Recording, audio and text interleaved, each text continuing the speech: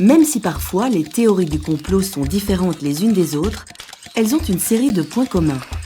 Passons en revue leurs éléments clés pour mieux les décrypter. Commençons par l'un des éléments les plus fréquents, l'opposition à une thèse officielle. Les complotistes considèrent que certaines déclarations officielles sont fausses ou masquent la vérité et qu'il s'agit de mensonges proférés par des institutions politiques, des lobbies scientifiques ou des médias. Par exemple, lors des attentats du 11 septembre, les complotistes s'opposent à la version officielle défendue par l'État américain, déclarant qu'en réalité, ces attentats seraient l'œuvre du gouvernement lui-même et non des terroristes. Cela nous amène à un autre point commun de ces théories, la manipulation de l'actualité.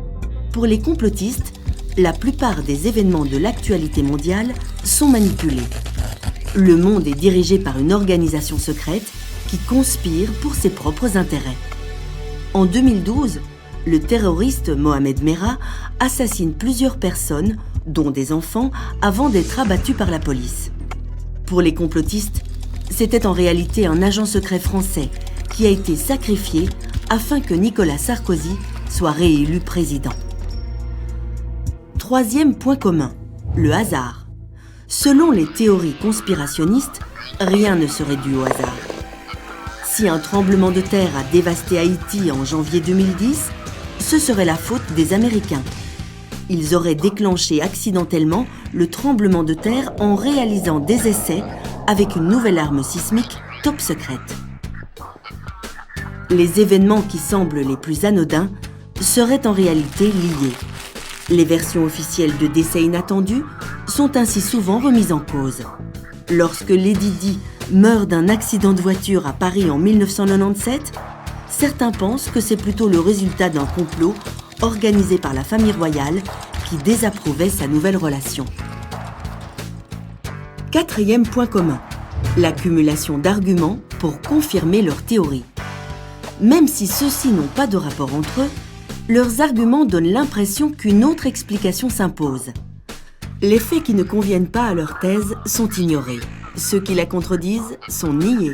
Les autres sont interprétés dans le sens voulu. C'est souvent à celui qui ne croit pas au complot de prouver qu'il a raison. Par exemple, certains contestent l'atterrissage sur la Lune parce que le drapeau américain, planté sur le sol lunaire, semble flotter au vent. Ce qui serait impossible dans l'espace. Mais selon les experts, il s'agit simplement d'un mouvement d'inertie provoqué par les manipulations du drapeau. Pour les complotistes, l'accumulation de petits détails ambigus de ce genre, même faux, devient la preuve d'une manipulation géante. Enfin, dernier élément commun. La vérité révélée par une théorie du complot donne l'impression que ceux qui la nient ou l'ignorent sont naïfs. Par exemple, ceux qui affirment que le virus Ebola est une arme biologique créée par le gouvernement américain prétendent détenir une vérité cachée sur le fonctionnement du monde, afin de se distinguer du reste de la population qui serait manipulée. Comme nous avons pu le voir, les théories du complot suivent des logiques similaires dans leur façon d'agencer des idées et des arguments. Ce sont ces éléments clés qui permettent de les repérer. Pourriez-vous les identifier dans une théorie du complot ?